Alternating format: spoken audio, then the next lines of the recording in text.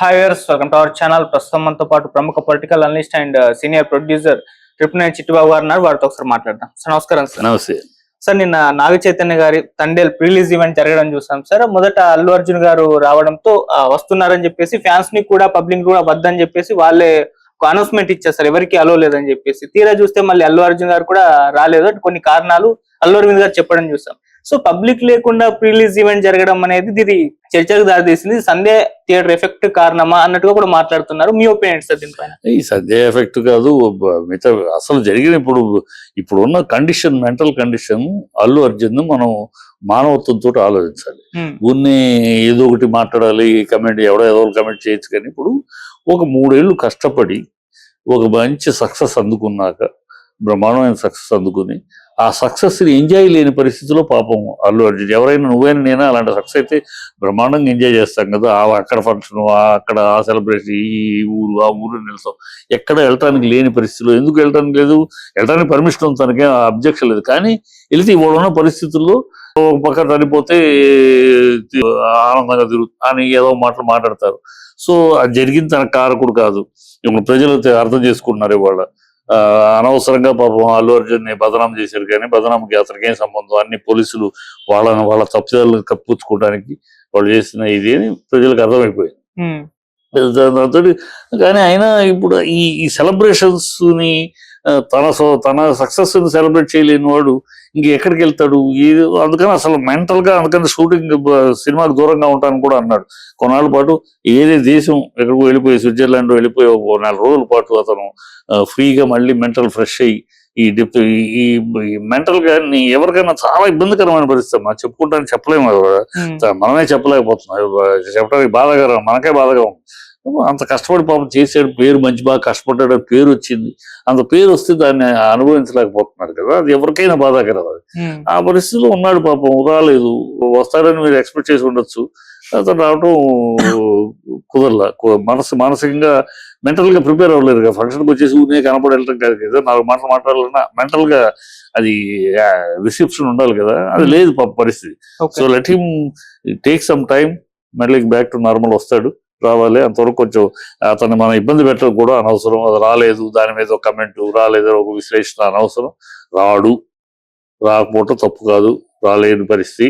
ఆ పరిస్థితిలో నువ్వున్నా నేనున్నా అంతే, అది ఆలోచించాలి. ఆ పరిస్థితిలో మనం ఉంటే ఏంటని ఆలోచించాడు, మనకే సమానం దొరుకుతుంది. కనుక ముందే రాయటం కాదు. ఓకే సార్, మనం టాలీవుడ్ లో వరుస ఒక 3 ప్రిలీజ్ ఈవెంట్ల గురించి మాట్లాడుకోవాల్సి వస్తుంది సార్. దేవర ప్రిలీజ్ ఈవెంట్ అంటే అంత క్రౌడ్ రావడంతో, దాన్ని ప్రాపర్ గా మేనేజ్ చేయకపోవడంతో అది క్యాన్సిల్ అవ్వడం చూసాం. సో దానిపైన విమర్శలు వచ్చేసాయి. ఆ తర్వాత గేమ్ చేంజర్ ప్రిలీజ్ ఈవెంట్ తర్వాత కొంతమంది బైక్ యాక్సిడెంట్ లో చనిపోవడం కూడా, అది కూడా కాస్త వివాదాస్పదంగా మారిపోవడం చూసాం.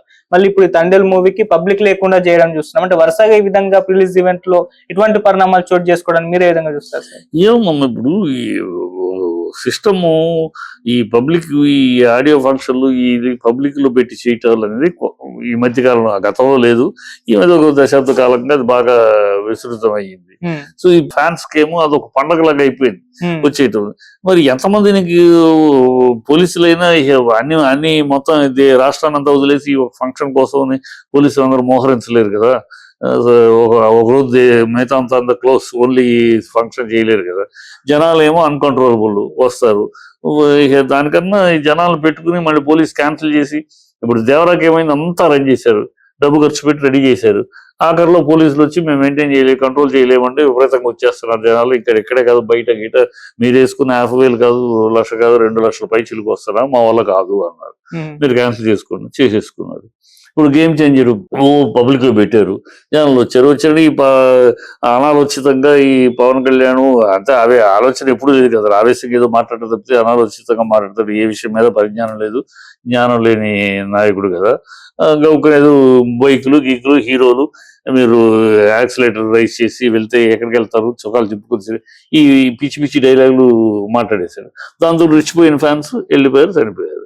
యాక్సిడెంట్ పడి అక్కడ రోడ్డు బాగానే ఉంది, వీళ్ళు యాక్సిడెంట్ చేసి రోడ్డు బాగానే ఉంది, దానికి రోడ్డు బాగాలేదు కనుక చనిపోయారు. ఈయన పిచ్చి వాగుళ్ళు, అనైతికమైన మాటలు అట్లా తయారైంది. కనుక ఈ బెటర్ ఏదో జరిగి తర్వాత తలపడుకుంటా కన్నా జనాలకు తెలియాలి, జనాలకి థియేటర్కి సినిమా ఏంటి, సినిమా రిలీజ్ అయిపోతుంది, ఇది పలానా సినిమా వస్తుందని ప్రజలకు తెలియాలి. అది ఓ జనాలతో హంగామా చేయటం అన్నా తెలుస్తుంది, ఇలాగైనా తెలుస్తుంది. కనుక ఇది బెటర్ అని చేసుకుని ఉంటారు, అంతే కదా. అంటే మున్ముందు సినిమాలకు కూడా ఈ రకంగా ఉంటే బాగుంటుంది, ఈ రకంగా ఉంటేనే బెటర్ అమ్మా.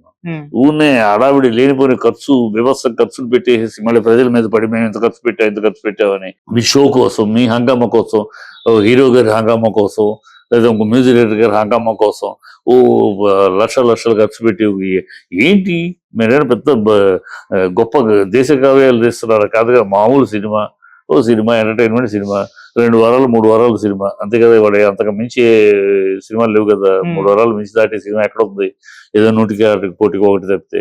సో ఈ సినిమాకి ఇంత ఖర్చు పెట్టి మళ్ళీ ప్రజల మీద మేము ఎంత ఖర్చు పెట్టా మాకు రేట్లు ఎందుకు, ఈ దౌర్భాగ్యం ఎందుకు, అనవసరం ఖర్చు. సినిమా థియేటర్లో రిలీజ్ అవుతుందని తెలియాలి, అంతే కదా. దానికి చాలు, ఇలా చాలు. ఇంతకు ముందు ఏం లేదు, ఇంతకు ముందు మహా సినిమాలు ఇలా హడావిడి చేసి రిలీజ్ చేశారు, లేదు కదా. మామూలుగానే అనౌన్స్ చేశారు, ప్రెస్ మీట్ పెట్టారు, లేదు ఇలాంటి ఒక చిన్న ఈవెంట్ పెట్టారు, టీవీలో రిలీజ్ అయినాయి, అంతే కదా. పేపర్లో న్యూస్ వచ్చింది, చాలు. That is enough. ప్రజలకు తెలియసింది అంతే. అది వదిలేసి 36 మందిని పిలిచి, సీవికేషన్ పిలిచి హడావిడి, పొగడతలు. ఆ హీరో వచ్చిన ఫంక్షన్ లో హీరో గారిని పొగడట కార్యక్రమం, ఏ హీరో అయితే ఆ హీరోని వచ్చిన వాళ్ళందరూ పొగడటం, ఆ పొగడతల కార్యక్రమం. ఒకళ్ళనొకళ్ళు వాళ్ళ బుధాలను వాళ్ళు తీసుకునే కార్యక్రమం ఏముంది దానివల్ల ప్రయోజనం? ప్రజలకి ఏముంది? ప్రజలకి తెలియాలంతే రిలీజ్ అవుతుందని, ఇది పలానా సినిమా పలానా ఆర్టిస్ట్, అంతే. అంతకు మించి మిమ్మల్ని మీరు పిసుకుంటారు. ఒకళ్ళనొకడు హీరో గారిని అంత, హీరో గారు ఇంత అని ఒకడు పొగుడుతాడు, ప్రొడ్యూసర్ గారు ఇంత, ఇంకోటి పొగుడుతారు. ఈ పొగుడుతల కోసమే తప్పితే వేరే ఏముంది? ప్రతి ఒక్కడు cinema audios super hit songs బ్రహ్మాండము, అవి చేశారు ఇది చేశారు చెప్పుకుంటమే కదా. అది దీంట్లో చెప్పుకోవచ్చు కదా. జనాలను పిలిపించి జనాలను ఇబ్బంది పెట్టి తెప్పించి పోలీసులు అకాడమీ హంగామా ఎందుకు? ఎవరు ఏం హంగామా దేనికోసమే? ఏదో దేశాన్ని ఉద్ధరించే పాయింట్లు ఏం కాదు కదా. అసలు ఒక సినిమా తీస్తున్నారు, కామెడీ సినిమా, ఎంటర్టైన్మెంట్ సినిమా ప్రజలకి, అంతే కదా. ఎవరు బిజినెస్, దీనికి ఎంత హడావిడి ఎందుకు చేయాలి? అంటే ఫ్యాన్స్ కి వాళ్ళ హీరోని లైవ్ ఫ్యాన్స్ కూడా ఎవరమ్మా ఫ్యాన్స్ ఒక షో రెండో షోకు ఉండరు. బాగాలేదు సినిమా ఏ చరిత్రలో చెప్పండి నాకు. సినిమా ఈ 2 దశాబ్దాల కాలంలో సినిమా బాగా లేకపోయినా ఫ్యాన్స్ సినిమా నడిపిన సినిమా ఒకటి చెప్పండి. ఒక్క సినిమా, ఎంత పెద్ద హీరో అయినా, సినిమా బాగా లేకపోతే ఈ ఫ్యాన్స్ రెండో షోకి వీళ్ళు కూడా ఉండరు. మొదటి షోకి అరుపులు కేకలు హడావిడికి చెప్తే ఫ్యాన్స్ ఊరినే బ్యాడ్జీలు పెట్టుకుని హడావిడి చేయటానికి చెప్తే ఒక్క షోకి రెండో షోకి ఉండరు. ఆచార్య చిరంజీవి సినిమా రెండో షోకి ఏమయ్యారు? ఎందుకు లేరు మరి? ఫ్యాన్స్ ఎక్క మరి. చిరంజీవి కన్నా ఎక్కువ ఫ్యాన్స్ ఉన్నారు ఎవరికన్నా? మహేష్ బాబు కన్నా ఎక్కువ ఫ్యాన్స్ ఉన్నారు ఎవరన్నా? సినిమా బాబు అయితే ఎవరు లేదు. ప్రజలు ఇవాళ పరిస్థితుల్లో కంటెంట్ బాగుంటే నువ్వు ఏ హీరో అయినా, కంటెంట్ లేకపోతే ఈ ఫ్యాన్స్ గీన్సంత గాలి గోల తప్పితే ఏమీ లేదు. వీళ్ళు ఒక రెండో షోని ఆడనివ్వలేదు. రెండో షో వీళ్ళ ఒక షో అంతే. ఫస్ట్ షో హడావిడికి అరుపులకి కేకలకి పువ్వులు చల్లటానికి వీటికి పనికి వస్తుంది.